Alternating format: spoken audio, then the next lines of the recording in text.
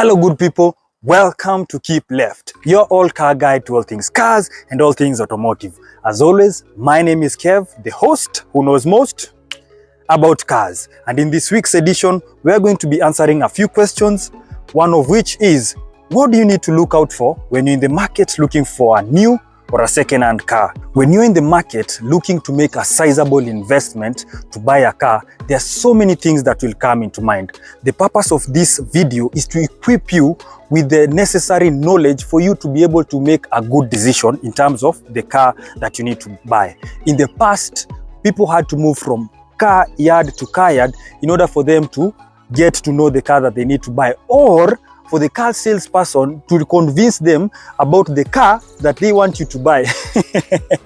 But we are in the modern times and there are so many mediums that you can use for you to identify the car that you want. So it is paramount that at least you have an idea of the car you want to buy.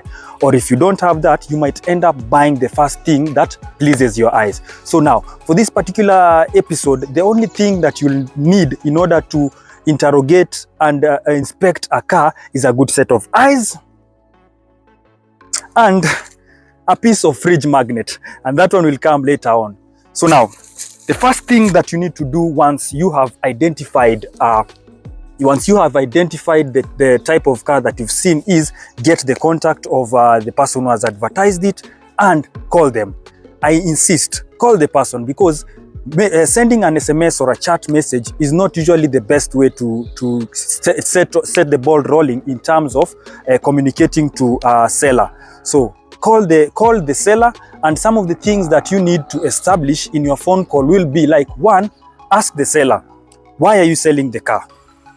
And even before you ask why the seller is selling the car, it is important for you to note to the seller that you have come across an advertisement of a car in medium X and you're interested in it. The answer to this question will be very important, because if the seller was to ask something like, which one? Then that straight away tells you that this particular person has more than one car, isn't it? And it also helps you to distinguish between a dealer, a broker, and a private seller. Not that there's a problem buying from any of the three categories, but it gives you an idea to the level, it gives you an idea of who you are dealing with, which is very important. Once you've established who you are dealing with, secondly, you've determined why the car is being sold, set up a meeting. Ask the seller of the car if they are willing for you to go and see the car, and be very clear that you would like to see the car. At this point of the phone call, please do not make any offers. Do not begin bargaining the car, because if you start bargaining a car that you've not seen, you might end up overbidding, because you need to look at the car and you know the state it is at, so that you can be able to make an informed decision. So make sure that you tell the person who has advertised the car that you want to see the car where it is. In the second part of this series, I will tell you why you should insist on seeing the car where it is. Don't be lazy. Don't ask the seller to meet you halfway in some location. No. Go to where the car is, and I'll establish that in the next part of this video. At this point, you have identified the car, you've spoken to the seller, they've agreed for you to view the car at their location. The second thing that you need to do now is go through the body and inspect the body for any blemishes, dings, or any knocks that are in the car. And for that purpose, this is where the fridge magnet comes in. Remember the fridge magnet that you need? The fridge magnet and a good set of eyes. Now, in the past, what people used to do is you'd see people going around, hitting a car, trying to establish probably areas where the car has been filled with filler. This particular means of identifying areas that a car that could be filled with filler is not very effective, and equally it's not bad, it's good to happen. But if you have a fridge magnet, the only thing that you need to do is areas that you suspect that could be having filler, you just put the magnet. And what the magnet needs to do, it just needs to stick. So if you go to areas that you think that filler has been added, you can just stick it. If it doesn't stick, it tells you. It is not necessarily bad that when you come to the car that you are inspecting, you end up with such things. Such things, by the way, just note them. Note them, because such marks on the car will help you into negotiating the car. This can be a bullet in your arsenal. So they are not particularly a bad thing, and you cannot discount a car just because it has a few knocks and hits here and there. If anything, we exist on the roads with other cars. It is actually likely that you will be hit, scraped by another car. So just note these things. Go around the car, noting any other knocks and hits. You can always use your magnet to just stick on the car and it will tell you an area that has filler. Use your eyes to identify any areas that there is discoloration or difference in colors, because particularly that would go into telling you that probably the car has been painted in a particular area. Look at areas where the trim is fainting or the clear coat is coming out. It is necessary to note such things because at the end of the day, you're buying a car because of how it looks.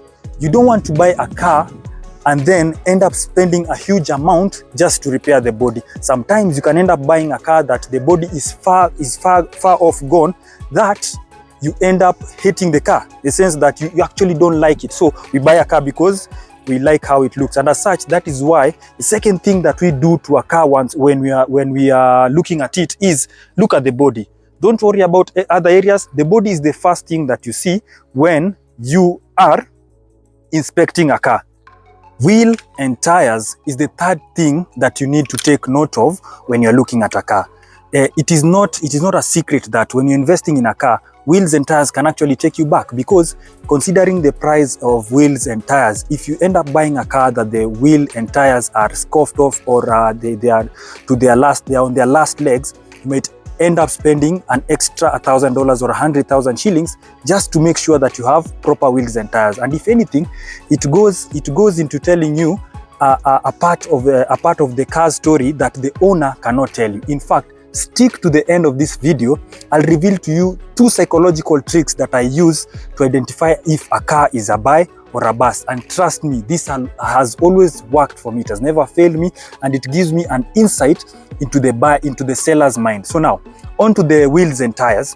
What you want to look out for the wheels and tires, and if probably you are not so conversant with tires, I have a video that goes through all the factors that you can look at in a tire. So if you haven't watched that video, there's a link that will be coming up anytime now to take you through a tire. It is very comprehensive and will help you to look at a tire. Now, on the tire, what you need to look out for is there are these small marks here.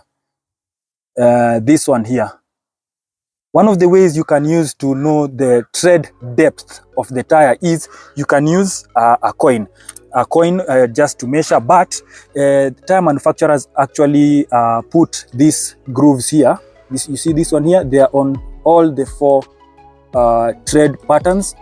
These 4 are usually used to indicate the level of tread wear, and if I look at these 2, I would tell that this tire is actually 60%, 50 to 60% used. So it can actually give you probably another 1.5 years to 2 years, depending on where you're going. Once you're done with the tire, the other thing you need to look out is the rims. If you don't know, the rims of a car actually change how it looks. So you don't want to buy a rim that has so many scuff marks, because if the scuff marks are many, you might end up buying other rims. And by the look of this rim is not badly off. It is actually in a good shape. It could be having a few scuff marks which are normal, but it is in a good state. So go around the car and look at all 4 rims. Look at all 4 rims and look at the tires. Make sure that the tread depth is in a condition that your budget can allow. Please note that if you end up in a position where you buy a car that the tires are gone, you might end up spending more. Yeah. The 4th thing that you need to do when you are inspecting a car is look at the interior. Now, the interior of a car is very vital, because remember, you're going to be spending a lot of time in the interior of the car. You don't want an interior that is far off gone. You don't want a dull interior. You don't want an interior with seats that are torn. So if you can follow me, we will just look at the interior of this car. And if anything, the interior of a car can tell you a lot about the person who owned the car. And knowing something about the seller of the car or the previous owner of the car that you want to buy can help you determine so many things as to who you are dealing with. By the look of things, this interior looks to be in a good condition because it is a cloth interior, and it does not have any tears on the material. The doors are not, the material on the doors is not coming off. Normally those ones come off.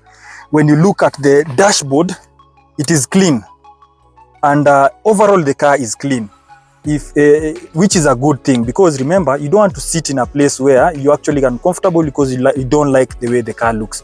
So cleanliness is another factor that will tell you the mind of the person you're dealing with. If you go to the back, you can also tell that the car has been well maintained. Please note, when you're looking at the car and you are noting all the small things, please remember to have a poker face. You do not want to reveal your excitement or your disappointment to the person selling the car. Just wear a poker face and act like you've not noticed anything. Now, having gotten to see the interior of the car, at least you have some idea of the amount of money that you can offer to buy that particular car. Please note, we have been very selective. We have not rushed into things as what normally most people do and gone to check the engine, started the car. No, we are very systematic. Just follow this process, and by the end of this part, by the end of the first part of this video, you should be in a good position to know if you want to buy a car or not. In the second part of this video, we are going to go into a test drive and looking at the engine and drivetrain. Now, as I promised, and I want to keep my promises, I'm going to share with you 2 secrets which I use to get in the mind of the seller of a car. If you follow me, just come with me. And all this is found inside the boot. By the way, when you're inspecting a car, always go to the boot. The boot reveals more than you can think. For example, if I open the boot of a car and I found gaskets, I found plugs, other materials sticking around in the boot, pistons or gasket heads, it would go into telling me that probably this car has had a major engine job done to it. And you don't want a car that has been done to it unless the price is too good for you to say no. So always come to the boot. While you're at the boot, the second thing, the other thing that I look at in the boot is the spare wheel. When you come to the boot, when you look at the spare wheel, it should give you a hint as to the life of this car. Why do I say that? If I opened the boot of a car and I found a spare wheel that is too far gone, it will tell me that at some point in the life of this car, the owner had some financial difficulties and they used the spare wheel more than they should have been used. Remember, this is just a temporary tire. So, and if the owner of this car went to extent of using the spare wheel more than it should be used, probably for months on end, what other thing did the owner of the car compromise on? Probably the guy skipped a service, probably the guy didn't change plugs, didn't change brake pads and other things. So this small thing as looking at the spare tire can tell you so much. If you don't find a spare tire, it will tell you something. So it is very important to come to the boot. There are so many things that you will find in the boot. The second part of my secret is when you're looking for cars, when you're online scouring the internet pages looking for cars, go and search the best version of the car you're looking for. Look at the most expensive version of the car you're looking at. Look at it, go through it, look at what it has, the options it has. Once you've established the options it has, now look at your budget and now look for a car within your budget. Compare the very expensive car and your car. This will put you in a proper frame of mind. Why do I say that? Once you compare the car that was very expensive and is in a very extremely good mood and probably is out of your price range, and you look at the car that you're being offered, you are able to use the things that you saw in that car as a bargaining chip for you to bargain the car that you want to buy. So those 2 things have never failed me. Looking at the boot and what you find in the boot, and looking at the most expensive version of the car that you want. With that, I thank you so much for sitting through this video. As I mentioned, this is a two-part video, so don't miss out on the second part of the video. We have been very careful not to do what is normally done. Don't just get into a car and start just test driving it if you haven't done the 4 things that I have told you. And this saves you time and energy. Imagine if we started test driving a car and it has all those problems with the body, the interior. You see, you'd be wasting time. So thank you so much. Remember, if you haven't subscribed to my YouTube channel, please do so. Thank you so much for those who've been liking and sharing. Continue doing that. And up until next time, it is peace, my brothers and sisters.